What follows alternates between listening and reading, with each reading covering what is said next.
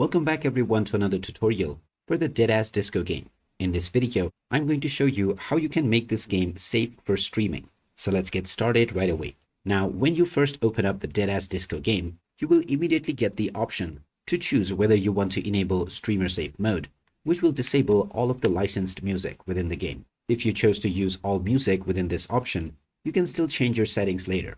To do this, just pause the game, and now from the pause menu go into settings. From settings, go into audio, and now you can find the streamer safe mode within creator setting. If this is turned off, then copyrighted songs will also be played. So if you are streaming, then make sure that this is turned on. You can then go back and save your changes. If you are playing a certain level and you change your setting, then this level will be restarted as well. So there you have it. That is how easy it is to use the streamer safe mode on the Deadass Disco game. If you find this video helpful, don't forget to hit that like button and subscribe to our channel for more helpful tips and tutorials. Thanks for watching, and I will see you again in the next video.